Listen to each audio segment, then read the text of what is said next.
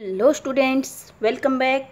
Today we are going to discuss chapter 3, the making of global world, next part. Last video lecture में हमने किया था जो inter war economy थी, means जो वॉर हो रहे थे फर्स्ट वर्ल्ड वॉर, तो उसके बीच में इकोनॉमी कैसे चल रही थी, और उसके साथ साथ देखा था हमने वॉर और इंटर वॉर्स में क्या डिफरेंसेस थे, और उसके साथ साथ क्या था बेटा, जो भी वॉर हो रहा था उसके बीच में उसके क्या रिजल्ट हमारी इकोनॉमी पे आए, जो हमारी इकोनॉमी थी उसके क्या इफ़ेक्ट आए थे, वो हमने किया था। आज हम करने वाले हैं post war recovery, means war ख़त्म हो चुके हैं यहाँ पर, अब उनके बाद रिकवरी कैसे हुई, मीन्स वो चेंजेस जो क्या है प्री वॉर और वॉर्स के बाद में टुक प्लेस हुई। Post war recovery changes that took place in pre war, pre means पहले, वो चेंजेस जो वॉर से पहले हुए थे, एंड पोस्ट बाद में वॉर्स, और उसके साथ साथ देखने वाले हैं प्री वॉर्स मीन्स वॉर से पहले की कंडीशंस, एंड पोस्ट वॉर बाद की। लास्ट वीडियो लेक्चर में हमने किया था इंटर वॉर, तो इंटर वॉर तो हमने कर लिया था, उससे पहले इकोनॉमी कैसी थी और उसके बाद कैसी थी। Pre occupied with Wars means जो वॉर से पहले कंडीशंस कैसी थी। अगर हम इकोनॉमी की बात करें तो पहले क्या थी, पहले इकोनॉमी अच्छी थी, लेकिन क्या था, ब्रिटेन सबसे अच्छी कंडीशंस में था, लेकिन बाद में धीरे धीरे क्या होता है, ब्रिटेन के ऊपर क्या आता है, डेब्ट आ जाता है। किस वजह से, क्योंकि वो कंटिन्यूसली 4 ईयर्स तक फर्स्ट वर्ल्ड वॉर में उलझा रहता है। फर्स्ट वर्ल्ड वॉर में उलझा रहता है तो जो जहाँ पर उसने अपनी कॉलोनीज बना रखी थी ना, वो उनको ध्यान कर पाता है, और उसके साथ साथ उसकी जितनी भी इंडस्ट्रीज थी वो क्या है, वो वॉर रिलेटेड जो मटेरियल था उसको प्रोड्यूस करने में लगी हुई थी। वो रिलेटेड मटेरियल प्रोड्यूस कर रही थी, तो मीन्स क्या है, जो एक कंट्री में डेली नीड्स हैं उनको नहीं कर पा रहे। उसके साथ साथ जो यूथ है, वो यूथ क्या है, वो सारा यूथ वॉर्स में उलझा हुआ है। मीन्स जो मेन काम किसी भी इकोनॉमी के प्रोडक्शन के लिए हेल्प करते थे, जो भी यूथ था, वो किस में, वो वॉर्स में जा रहा है, डेथ हो रही है, 2 मिलियन पीपल्स मारे गए, 1 मिलियन 80 लाख के करीब क्या है वो घायल हो गए। तो वो क्या था, वो उसमें डेवलपमेंट, लेकिन इसमें एक अच्छी बात होती है बेटा, post development of industries in India and Japan. इसमें क्या होता है, जब फर्स्ट वर्ल्ड वॉर हो रहा था तो इंडिया और जापान में इंडस्ट्रीज की डेवलपमेंट होती है। कैसे होती है, देखो, पहले वॉर से पहले, प्री वॉर से पहले क्या होता है, इंडिया को वो ब्रिटेन कॉलोनी बनाता है। कॉलोनी बनने के बाद इंडिया से कुछ टाइम के लिए तो क्या, प्रिपेयर्ड गुड्स वो क्या किया जाता है, बाहर की कंट्रीज में एक्सपोर्ट किया जाता है। लेकिन कुछ टाइम बाद क्या होता है, ब्रिटेन अपनी इंडस्ट्रीज लगा लेता है, और इंडिया को सिर्फ क्या है, रॉ मटेरियल के लिए, रॉ मटेरियल था उसको दूसरी कंट्रीज में एक्सपोर्ट करता है। मीन्स क्या है, जो इंडिया की इंडस्ट्रीज थी वो क्या हो चुकी थी, टोटली ख़त्म, ना के बराबर हो चुकी थी। क्यों, क्योंकि उनमें जो गुड्स प्रिपेयर हो रहा था उसको तो कोई खरीद ही नहीं रहा था। लेकिन बाद में क्या होता है, development of industries in India and Japan, जो इंडस्ट्रीज हैं जो पहले बंद होने की कगार पे थी, वो एक बार दोबारा से डेवलप हो जाती हैं। क्यों, क्योंकि ब्रिटेन क्या है, ब्रिटेन इंडिया पे अपना जो भी कंट्रोल था वो नहीं रख पा रहा था, और उसके साथ साथ जो वॉर रिलेटेड गुड्स था उसको बनाने में उलझा था। अब उनको जो भी नीड्स थी वो क्या थी, वो इंडिया और जापान क्या हो चुके थे, अब थोड़ा फ्री हो चुके थे, उनको ढील मिल चुकी थी। अब वो क्या है, उन्होंने दोबारा से अपनी इकोनॉमी पर ध्यान दिया, और जिसके कारण क्या होता है, जो इंडियन इंडस्ट्रीज हैं वो ग्रो कर जाती हैं। क्यों, क्योंकि जो रॉ मटेरियल था वो उन्होंने अपनी इंडस्ट्रीज में यूज किया, और बाहर की कंट्रीज में, दूसरी कंट्री में, ब्रिटेन, फ्रांस और दूसरी कंट्रीज थी, उनमें क्या किया, उनमें प्रोड्यूस गुड को सेंड करना शुरू किया। क्योंकि जो वहाँ की कंट्री में इंडस्ट्रीज थी वो तो क्या थी, वो तो ऑलमोस्ट बंद होने की कगार पर आ चुकी थी, क्योंकि वहाँ का जो इंडस्ट्रीज में वर्क करने वाले यूथ था वो कहाँ उलझा हुआ था, वो वॉर्स में उलझा हुआ था। Britain could never recapture the old position, और उसके साथ साथ एक अच्छी बात क्या होती है, जब ब्रिटेन फर्स्ट वर्ल्ड वॉर में इंडिया से थोड़ा सा क्या है, इंडिया को ढील देता है, तो वो दोबारा से अपनी जो पोजीशन है, पुरानी पोजीशन है, उसको रिकैप्चर नहीं कर पाता है। क्यों, क्योंकि बेटा एकदम से जो जैसी कंडीशंस पहले मिली थी वो नहीं मिल पाए। तो उसके साथ साथ इंडिया में क्या, इंडिया में गांधी जी, भगत सिंह, राजगुरु और दूसरे जो भी रिवॉल्यूशनरीज थे वो क्या कर रहे थे, वो इंडिया को ब्रिटेन से फ्री करवाने में लगे हुए थे। मीन्स क्या है, अब यहाँ भी इंडिया में भी क्या है, ब्रिटेन को कॉलोनी हटाने के लिए एफर्ट शुरू हो चुके थे। जब स्टार्टिंग में ब्रिटेन ने इंडिया कॉलोनी बनाया तब तो क्या है, तब तो किसी ने ध्यान ही नहीं दिया। अब क्या है, अब सारी कंडीशंस ब्रिटेन के अपोजिट होती जाती हैं। Britain borrowed from US. Britain में क्या है, ब्रिटेन की इंडस्ट्रीज बंद हो चुकी हैं, ना इतना कुछ वहाँ ग्रो हो रहा, जिसके कारण क्या होते हैं, वो यूएस से उधार लेना शुरू कर देता है पैसे। यूएस क्या करता है, यूएस ब्रिटेन को पैसे देना शुरू कर देता है, बर्डन्ड विथ ह्यूज एक्सटर्नल डेब्ट्स, और जिसके कारण ब्रिटेन क्या हो जाता है, उसके ऊपर डेब्ट्स का, कर्जे का बहुत बड़ा भार आ जाता है। और उसके साथ साथ जो पैसा यूएस ने दिया था उसका इंटरेस्ट भी, पर ईयर इंटरेस्ट भी ऐड हो रहा था। इंडिया क्या हो चुका है, पोस्ट वॉर के टाइम पे क्या हो चुका है, जब वॉर ख़त्म हो चुके होते हैं तो इंडिया में इंडस्ट्रीज ग्रो करती हैं। इंडस्ट्रीज ग्रो करने के साथ साथ क्या होता है, ब्रिटेन अपनी पहले वाली कंडीशन कैप्चर नहीं कर पा रहा है, और उसके साथ साथ अब वो क्या है, डेब्ट्स के नीचे, कर्जे के नीचे दब चुका है। War, economic boom. वॉर के टाइम में क्या होता है, इकोनॉमिक बूम, मीन्स बूम होता है बेटा, ग्रो करना, ठीक है। तो इकोनॉमी क्या होती है, बूम कर जाती, ग्रो कर जाती। क्यों, क्योंकि उस टाइम पे क्या थी, जो इंडस्ट्रीज में प्रिपेयर गुड्स था उसकी डिमांड हाई हो चुके होते। अब डिमांड पूरी करने के लिए क्या, प्रोडक्शन बढ़ेगा, और उसके साथ साथ एम्प्लॉयमेंट भी बढ़ेगा। सिंपल सी थिंग है बेटा, कोई भी किसी भी एक इंडस्ट्री में कोई भी चीज़ बनाई जा रही है, अगर उसका कंजप्शन है तो ही वो आगे और ज़्यादा प्रोडक्शन किया जाएगा। अगर कोई भी एक चीज़ बन रही है और उसका कंजप्शन नहीं है, उसको कोई ख़रीदने को तैयार ही नहीं है, तो क्या और चीज़ वैसी ही बनाई जाएंगी, नहीं। तो इसीलिए क्या था, अब क्या था, जो भी प्रिपेयर गुड्स था इंडस्ट्रीज में उसको क्या किया जाने लगा, उसकी डिमांड हो चुकी थी तो प्रोडक्शन दोबारा स्टार्ट हो चुका था। अब प्रोडक्शन कौन करेगा, प्रोडक्शन तो ह्यूमन बींग्स ही करेंगे। तो इसके लिए क्या है, ह्यूमंस को वर्क मिलने, एम्प्लॉयमेंट बढ़ने लगी थी। When war boom ended, production, contract and unemployment. ये तो ठीक है बेटा, वॉर के टाइम की कंडीशन। यहाँ तक तो प्रोडक्शन भी बढ़ता है, डिमांड भी बढ़ती है, एम्प्लॉयमेंट बढ़ती है।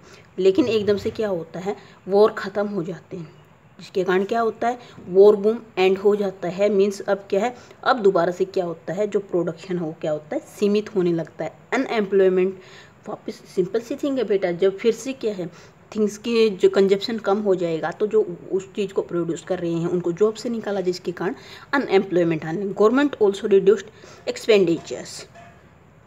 गवर्नमेंट ने भी क्या किया था, जो वॉर रिलेटेड गुड्स प्रिपेयर करने पे एक्सपेंड कर रही थी उसको हटा दिया था। ओके, अब आती है crisis and agriculture economics. Crisis होता है बेटा, मीन्स विवाद, एंड एग्रीकल्चर इकोनॉमिक, और एग्रीकल्चर इकोनॉमिक्स क्या थी, व्हीट प्रोड्यूसर्स थे।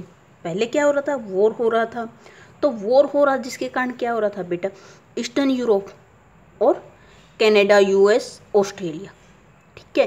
तो ये क्या कर रहे थे, ईस्टर्न यूरोप बिफोर वॉर ये क्या कर रहे थे। अब देखते हैं हम बिफोर वॉर व्हीट जो प्रोड्यूसर्स थे कौन था, ईस्टर्न यूरोप था, कनाडा, यूएस और ऑस्ट्रेलिया थी। ये दो क्या थे, मेन व्हीट प्रोड्यूसर थे। लेकिन वॉर होता है तो यूरोप क्या करता है, व्हीट को प्रोड्यूस ना करके अपना वॉर रिलेटेड गुड्स को प्रोड्यूस करना शुरू कर देता है। लेकिन क्या है, कनाडा, यूएस और ऑस्ट्रेलिया ऐसे थे जो ड्यूरिंग वॉर क्या थे, जो व्हीट प्रोवाइड करवा रहे थे। लेकिन जैसे ही युद्ध खत्म होता है तो ईस्टर्न यूरोप भी क्या करता है, वापस से एग्रीकल्चर जो व्हीट वगैरह है उसको ग्रो करना स्टार्ट कर देता। अब देखो बेटा, हम बाहर से भी इंपोर्ट किया जा रहा है, वहाँ की कंट्री में भी होने लग गया, तो उसके बाद क्या आता है, but after war access of wheat product. But जैसे ही वॉर ख़त्म होता है, जिसके कारण क्या होता है, व्हीट का प्रोडक्शन क्या हो जाता है, एक्सेस हो जाता है, बहुत ज़्यादा हो जाता है। क्यों, क्योंकि ड्यूरिंग वॉर ये 4 ईयर्स तो ऐसे थे, 1914 to 18, ये 4 ईयर्स तो ऐसे थे बेटा जिसमें क्या होता है, जिसमें ईस्टर्न यूरोप में व्हीट प्रोड्यूस नहीं हो रहा है। तो ये क्या कर रहे हैं, बाहर की कंट्रीज से अपनी कंट्री में इंपोर्ट करवा रहे हैं। लेकिन बाद में क्या होता है, जैसे ही ये 4 ईयर्स के बाद वॉर ख़त्म होता है तो वॉर क्या होता है, ये भी अपना व्हीट प्रोड्यूस करना शुरू कर देते हैं बाहर से इंपोर्ट, जिसके कारण क्या हो जाता है, एक्सेस बहुत ज़्यादा अमाउंट में व्हीट का प्रोडक्शन होने लगता है। जिसके कारण क्या होगी, कोई भी एक चीज़ है बेटा, उसकी प्राइस तभी मिलेगा जब क्या है, वो थोड़ी रेयर मिलेगी, तभी तो उस चीज़ का वैल्यू हो पाएगी, वीट की वैल्यू हो पाएगी। और यही होता है यहाँ पर वीट प्रोडक्शन एक्सेस होने लगता है, बहुत ज़्यादा हो जाता है, जिसके कारण क्या होते हैं, वीट के प्राइजेज बहुत ज़्यादा गिर जाते हैं। रूरल इनकम क्या थी, रूरल इनकम तो जो एग्रीकल्चर प्रोडक्ट्स थे उन्हीं पे होती थी, तो रूरल इनकम क्या हो जाएगी, प्राइजेस गिरेंगे तो रूरल इनकम भी क्या हो जाएगी, कम हो जाएगी, जिसके कारण क्या होते हैं, किसान डेब्ट्स में फंस जाते, कर्जे के नीचे दबने लगते। क्यों? क्योंकि उनका एक जो भी वो वर्क कर रहे थे, वो क्या वर्क करते थे, सिर्फ क्या है बेटा, एग्रीकल्चर वर्क करते थे जो फार्मर्स थे। तो फार्मर्स जो भी अपने खेतों में ग्रो कर रहे हैं, फार्म्स में ग्रो कर रहे हैं, उनको कोई खरीदेगा नहीं, उनके प्राइजेज नहीं होंगे तो क्या होगा, अगर प्राइजेज नहीं मिल रहे फार्मर्स को तो वो क्या करेंगे, वो डेब्ट्स के नीचे, कर्जे के नीचे फंस जाएंगे। ये कंडीशन बेटा आज के टाइम पे जो हम देख रहे हैं ना, हम अगर देखते हैं आजकल की न्यूज़ में तो सेम हो रहा है। क्या हो रहा है, प्राइजेज हैं, जो फार्मर्स हैं उनको उनकी जो भी फसल है उनके प्राइज नहीं मिल रहे, तो जिसके कारण क्या है, वो जो भी ग्रो करने में उनको पैसा लग रहा है वो भी पूरा नहीं हो पा रहा, तो इसके कारण फार्मर्स क्या होंगे, कर्जे में दब जाएंगे। अब नेक्स्ट हेडिंग आती है rise of mass production and consumption. Means क्या है, जो मास प्रोडक्शन का राइज अप कैसे होता है और कंजप्शन कैसे होता है। और हम बात करें in the US recovery was quicker, ये बात कर रहे हैं हम बेटा after war, post war conditions discuss कर रहे हैं, means after war. In the US, जो यूएस था उसमें वॉर की रिकवरी बहुत जल्दी होती है। एक तो क्या था, यूएस में क्या कंडीशंस थी बेटा, देखो ब्रिटेन में तो क्या थी, ब्रिटेन स्टार्टिंग से ही वॉर में था, लेकिन यूएस की एंट्री लेट होती है, और यूएस की एंट्री के कारण ही क्या होता है, देखो बेटा हमने कल किया था, जो भी एलाइज और एक्सेस पावर थी उसमें यूएस लेट एंट्री करता है, जिसी के कारण क्या थी, जो एलाइज पावर थी वो जीतती हैं। तो यूएस एक तो लेट एंट्री करता है, जिसके कारण क्या है, इसके ऊपर युद्ध जो भी वॉर होता है उसका बर्डन नहीं आ पाया। दूसरा क्या है, ये दूसरे इसके पास पैसा आ चुका था, क्योंकि उस टाइम पे क्या है, ये दूसरों को पैसे देने लगा था, और इसलिए क्या है, इसकी रिकवरी जल्दी होती है। War provide boost to the US economy, जो वॉर होता है वो क्या करता है, यूएस की इकोनॉमी को बूस्ट फिर से वही सेम है बेटा, मीन्स एक राइजअप देना, ठीक है। तो एक राइजअप देता है यूएस की इकोनॉमी को कौन, फर्स्ट वर्ल्ड वॉर। कैसे देता है, क्योंकि फर्स्ट वर्ल्ड वॉर के टाइम पे क्या था, यूएस वॉर्स के अंदर लेट एंट्री हुई थी, उससे पहले क्या था, इसने बहुत सारा जो भी मुनाफा है वो कमाया था, और उसके साथ साथ जो भी दूसरी कंट्री जो कंटिन्यूसली वॉर्स में उलझी हुई है उनको कर्जा देने में लगा हुआ था, पैसे देने में लगा हुआ था, और उस पैसे के साथ साथ क्या मिल रहा था, उसका इंटरेस्ट भी मिल रहा था, जिसके कारण क्या होता है, इसकी इकोनॉमी क्या करती है, बूस्टअप करती है, एकदम राइज अप लेती है। Important features of US economy in 1920s was mass production. अगर हम बात करें यूएस इकोनॉमी की तो 1920, देखो बेटा 18 में वॉर का एंड हो जाता है, 1920 में यूएस इकोनॉमी का मेन फीचर बात करें तो क्या था, मास प्रोडक्शन। अब ये मास प्रोडक्शन क्या था, कोई भी चीज़ है, एक अगर हम नॉर्मल से इस पेन की बात करते हैं तो पेन क्या है, ये पेन अगर लिमिटेड उसमें ग्रो बनाया जा रहा है, मीन्स क्या है, एक जगह ये पेन बनाया जा रहा है लिमिट में, मीन्स थोड़े बहुत हैं, तो ये क्या है, ये नहीं, ये क्या है, सिंगल प्रोडक्शन। लेकिन इसी को किसी भी एक जगह पे एक साथ 1000 पेन 2000 पेन बनाए जा रहे हैं, मीन्स इन पेन्स का क्या हो रहा है, मास प्रोडक्शन, एक बड़े लेवल पे प्रोडक्शन हो रहा है। Pioneers of mass production, Henry Ford. अगर हम बात करें ये मास प्रोडक्शन थ्योरी थी तो इसको किसने दिया था, इसको दिया था बेटा हेनरी फोर्ड ने। हेनरी फोर्ड कौन था, हेनरी फोर्ड देखो बेटा, ये फोर्ड, तो फोर्ड आपने सुना है, फोर्ड्स क्या आती हैं, जो हमारी गाड़ियाँ हैं, कार वगैरह आती हैं, तो ये वही हेनरी है बेटा, हेनरी फोर्ड, जिसके नाम पे आजकल गाड़ियाँ बिकती है। तो जो मास प्रोडक्शन का कॉन्सेप्ट किसने दिया था, हेनरी फोर्ड ने दिया था, और इसने किसका अडॉप्टेड, असेंबली लाइन प्रोडक्शन। इसने क्या किया था, असेंबली लाइन प्रोडक्शन का एक रूल अडेप्ट किया था, असेंबली लाइन प्रोडक्शन। अब ये assembly line production, mass production means किसी भी चीज़ का बड़े लेवल पे प्रोडक्शन करना मीन्स मास प्रोडक्शन, और मास प्रोडक्शन का बेस क्या था, assembly line production. Assembly line production क्या था, इसको देखते हैं। असेंबली लाइन प्रोडक्शन क्या था, वेयर, व्हाट एंड हाउ, किस तरह से, मीन्स ये कहाँ लागू किया गया था, क्या होता था और कैसे। तो असेंबली लाइन प्रोडक्शन था, इसका आइडिया आया था। असेंबली लाइन प्रोडक्शन को देखते बेटा पहले क्या, असेंबली लाइन प्रोडक्शन क्या था, ये था एक फास्टर और cheaper way of production. Assembly line production क्या था, एक फास्टर और चीपर वे ऑफ प्रोडक्शन था, जिसमें क्या था, जिसमें थिंग्स का प्रोडक्शन बहुत जल्दी जल्दी किया जाता था। और ये कहाँ से, वेहा वट क्या था, ये एक फास्टर और चीपर वे ऑफ प्रोडक्शन था, असेंबली लाइन प्रोडक्शन। और अगर हम बात करें इसका आइडिया वेयर, ये कहाँ से आया था, adopted from slaughter house adopted from slaughter house in Chicago. तो ये कहाँ से अडोप्ट किया गया था, स्लॉटर हाउस, शिकागो में एक शहर है, वहाँ से ये क्या किया गया था, स्लॉटर हाउस से लिया गया। स्लॉटर हाउस क्या होता था, स्लॉटर हाउस बेटा जो ये होते हैं ना, इसके लिए मीट के लिए, जिन एरियाज में ये मीट जहाँ पर प्रोड्यूस किया जाता, प्रोड्यूस तो नहीं बोल सकते, मीन्स जहाँ पर एनिमल्स को कट करके मीट को आगे भेजा जाता है। तो जहाँ पर मीट को कट करके आगे भेजा जाता था, वहाँ पर क्या था, इसने देखा कि, आपने देखो उसमें भी देखा होगा बेटा, एयरपोर्ट पे जाते हो या फिर रेलवे स्टेशन पे जाते हो, तो उसमें क्या होता है, आप अपना सामान मशीन पे यहाँ रखते हो और वो धीरे धीरे यहाँ पहुँच जाता है, ठीक है। तो ऐसा ही इसमें था, जो मीट्स थे, एनिमल्स थे, उनको यहाँ रखते और वो क्या है, धीरे धीरे यहाँ पहुँच जाते। मीन्स क्या है, पहले क्या करते थे, इन एनिमल्स को यहाँ से उठा के कोई यहाँ लेके जाता, अब मशीन्स के थ्रू क्या है, ये अपने आप यहाँ पहुँच रहे हैं। मीन्स क्या है, ये इसने किससे इम्प्लीमेंटेड इन डेट्रियोट कार प्लांट, और इम्प्लीमेंट कहाँ किया गया था, ये डेट्रियोट कार प्लांट में इम्प्लीमेंट किया था। कौन सा, स्लेटर, मीन्स जो एक एनिमल्स को जहाँ पर कट किया जाता है वहाँ स्लॉटर हाउस बोलते हैं।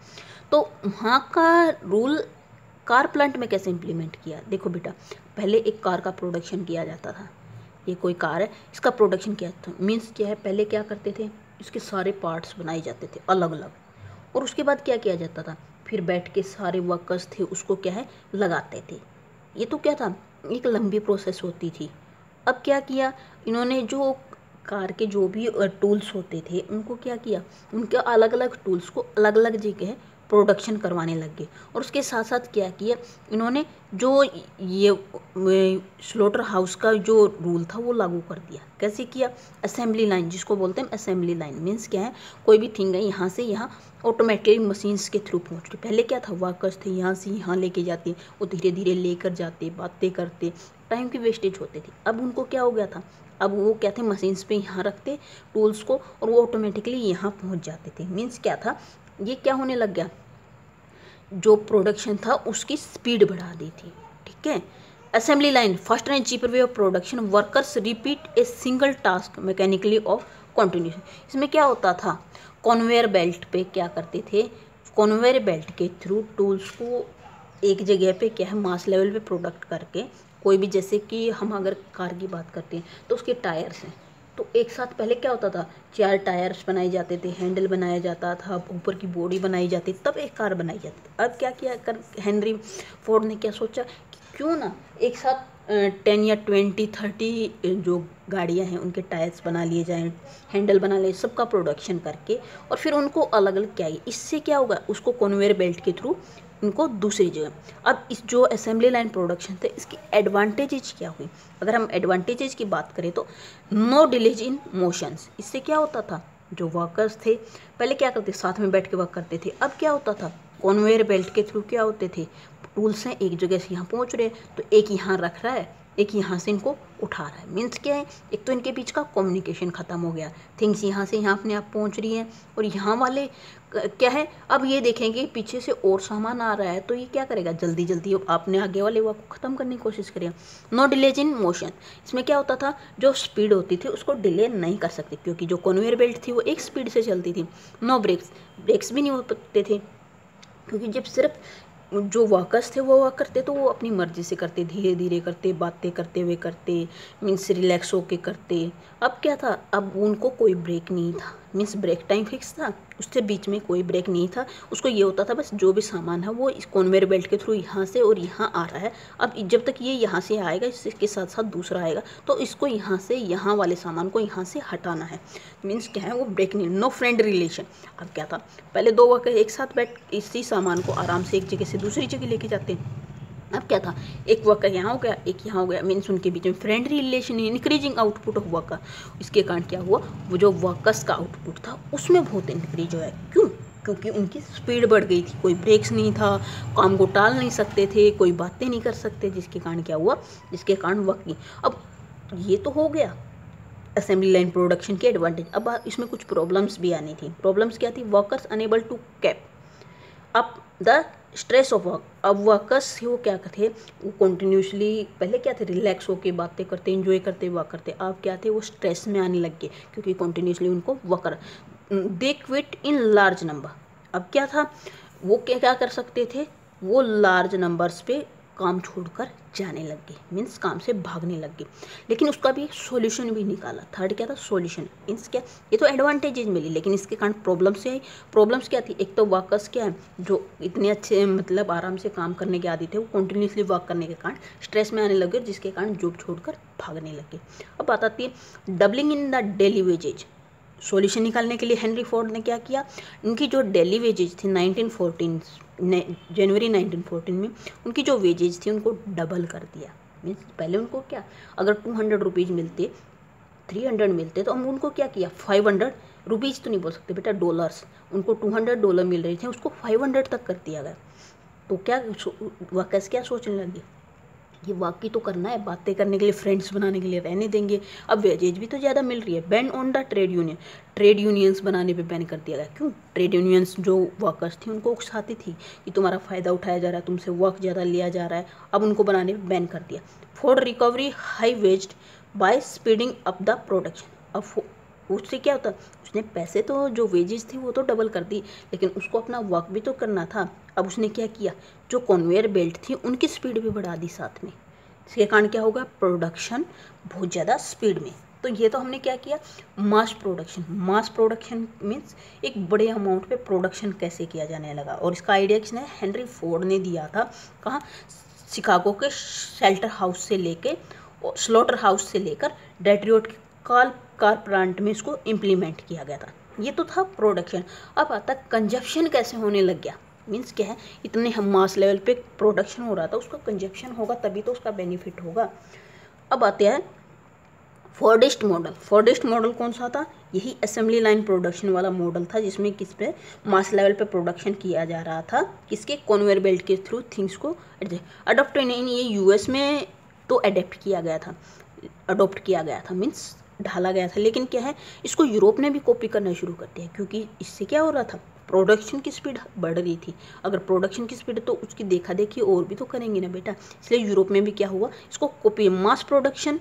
इसके कारण क्या हुआ, मास प्रोडक्शन बढ़ गया। ठीक है, lowered cost of price and engineer good.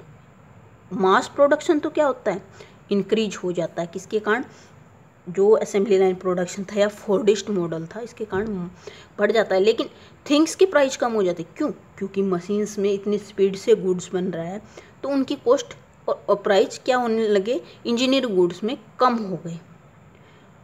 जो वेजेज थी वो क्या हो चुकी थी, हाई हो चुकी थी। मीन्स जो वर्कर्स थे उनको ज़्यादा वेजेज मिलने लग गई थी। Workers could afford to purchase goods.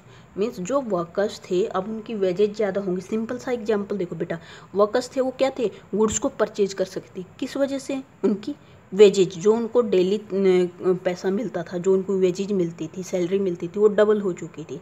ये कारण क्या थे, वो कुछ बड़ी चीज़ें भी अफोर्ड करने लग गए थे। क्यों? क्योंकि सिंपल सी थिंग है बेटा, देखो कोई भी ह्यूमन बीइंग है, उसकी सैलरी है 20,000, तो क्या करेगा, वो उसी के अकॉर्डिंग अपना वर्क चलाएगा। अब उसी की 20 की 40 हो जाए तो क्या होगा, वो ज़्यादा बड़ी चीज़ें अफोर्ड करेगा। वही सिस्टम यहाँ हो चुका था, सिस्टम ऑफ हायर परचेज। अब क्या थे, जो भी वर्कर्स थे वो क्या थे, वो चीज़ें परचेज करने लग गए जो क्या है, जो उनकी पहले उनके परचेज से बाहर थी। अब हर किसी जो भी वर्कर्स थे वो भी चीज़ों को ही डिमांड करने लगे, बाहर भी भेजे जाने लगे, जिसके कारण क्या हुआ, प्रोडक्शन बहुत ज़्यादा बढ़ गया था। एम्प्लॉयमेंट एंड इनकम, एम्प्लॉयमेंट और इनकम राइज अप हो गई। सिंपल सी थिंग है बेटा, किसी भी जगह पे थिंग्स की डिमांड है किसी भी इंडस्ट्री में, तो उनको पूरा करने के लिए क्या होगा, प्रोडक्शन ज़्यादा के प्रोडक्शन के लिए कि एम्प्लॉयर्स चाहिए होंगे, और एम्प्लॉयर्स अगर वर्क कंटिन्यूसली करेंगे और ज़्यादा करेंगे तो क्या होगा, उनकी इनकम भी बढ़ेगी। Rising consumption demand and investment, तो उससे क्या हुआ, कंजप्शन भी बढ़ गया, थिंग्स की डिमांड भी बढ़ गई और इन्वेस्टमेंट भी बढ़ गई। ये क्या था, ये किसके कारण हो रहा था, मास प्रोडक्शन के कारण। ओके, अब बात आती है, देखो इसका एक सिंपल सा डेटा है बेटा, 2 मिलियंस। अगर हम थिंग्स के कंजप्शन की बात करें तो 2 मिलियन था कितने, 1990 में, और 5 मिलियन 1929 में। मीन्स क्या है, 3 मिलियंस इंक्रीज हो गया था। किसके कारण, हेनरी फोर्ड्स के असेंबली लाइन प्रोडक्शन के आइडिया के कारण। ओके, बूम इन कंजप्शन, अब कंजप्शन में तो बूम होना है ऑब्वियसली, क्योंकि लोगों के पास पैसा है। पैसे को क्या कर रहे हैं, पैसे को थिंग्स परचेज करने में लगा रहे हैं, और मास लेवल पे कंजप्ट होना शुरू हो गया है। Large investment in housing and house hold good, अब क्या किस में, housing and house hold goods में इन्वेस्टमेंट की जाने लगी। अब पीपल्स ने क्या किया, अगर किसी की इनकम भी कम है तो EMI वाला सिस्टम भी लागू हो चुका था। मीन्स क्या है, वो क्या थे, वो डाउन पेमेंट देकर बाद में स्मॉल EMIs के साथ भी गुड्स को खरीदने लग गए थे। 1923 तक US क्या था, लार्जेस्ट ओवरसीज लैंडर बन चुका था। कितना, लार्जेस्ट, सबसे बड़ा लैंडर बन चुका था। मीन्स दूसरों को पैसा, जिसके कारण क्या होता है, बूस्टेड यूरोपियन रिकवरी, जिसके कारण क्या किया, जो यूरोपियन रिकवरी थी उसको भी बूस्ट किया, उसको भी हेल्प की।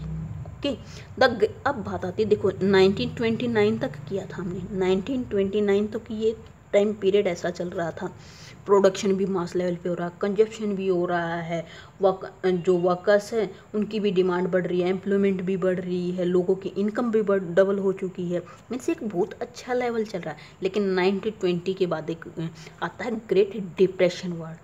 डिप्रेशन वर्ड, ये डिप्रेशन वर्ड को हम अगर देखें तो द ग्रेट डिप्रेशन, डिप्रेशन को हम 3 वर्ड्स में देखते हैं अलग अलग सब्जेक्ट के थ्रू। अगर हम डिप्रेशन को देखते हैं साइकोलॉजी में, तो साइकोलॉजी में डिप्रेशन का मीनिंग होता है, मीन्स डिप्रेस होता है, जो मतलब अपनी लाइफ से ऊब चुका होता है, कोई एक्साइटमेंट नहीं होती है। अब डिप्रेशन बात करें तो ज्योग्राफी में बात करें तो क्या होता है, डिप्रेशन होता है जैसे ये जो हिल्स होती हैं, तो जो हिल्स के बीच में जो 2 हिल्स या 2 प्लेट्स के बीच में जो बन जाता था, जो वैलीज वगैरह बन जाती है, डिप्रेशन बन जाते थे। अब थर्ड बात आती है, यहाँ पर डिप्रेशन हमने इकोनॉमिक्स वाला वर्ड लिया है, जो हमारी इकोनॉमिक्स है उसमें डिप्रेशन क्या होता है, डिप्रेशन को यूज करते हैं हम किस वजह के लिए, डाउन जाने के लिए। मीन्स जो इकोनॉमी है वो डाउन जाने लग गई थी। During 1920 to mid 1930 decline in production. 1920 तक तो क्या होता है, एवरीथिंग गोइंग स्मूथली, मीन्स बेशक से वॉर हुआ था 1919 तक, लेकिन अब क्या आ चुका, 1918 तक सॉरी। उसके बाद जो है इंडस्ट्रीज राइज अप होती है, एम्प्लॉयमेंट राइज अप होती है, सब कुछ राइज अप हो रहा है। लेकिन 1929 के बाद टू मिड 1930, 1929 से और मिड 1930 तक इसका डिक्लाइन इन प्रोडक्शन का भी डिक्लाइन होने लगता है, एम्प्लॉयमेंट का, इनकम का, ट्रेड का, ये सब क्या है ऑल ओवर द वर्ल्ड क्या हो जाती हैं, ये डिक्लाइन होनी शुरू कर जाती हैं। और उसके रीजन्स क्या थे, रीजन्स यहाँ नहीं बने थे बेटा, 1920 में नहीं बने थे, रीजन्स बन रहे थे जब से ये क्या है इकोनॉमीज अप होनी स्टार्ट हुई थी, इसके साथ साइड बाय साइड रीजन्स भी चल रहे थे। रीजन्स क्या थे वो कल के वीडियो लेक्चर में डिस्कस करने हैं। मीन्स जो रीजन या फैक्टर थे वो क्या थे, वो 1929 या 1930 में नहीं बने थे बेटा, ये जब से इकोनॉमी क्या है राइज अप होनी स्टार्ट हुई ना, US पावर बन रहा था, US लैंडर बन रहा था, उसके साथ साथ क्या है कुछ रीजन्स भी थे जो आगे 1920 और 1930 में जिनके इफ़ेक्ट देखने को मिल रहे थे। तो आज हम यहीं तक करने वाले हैं बेटा। आई होप यहाँ तक क्लियर हो गया होगा। जो हमारी वर्ल्ड इकोनॉमी है उसमें आज हमने किया है पोस्ट वॉर, मीन्स जो वॉर ख़त्म हो चुका है उसके बाद इकोनॉमी कैसे राइज अप होती है, कंजप्शन है या फिर थिंग्स की डिमांड है वो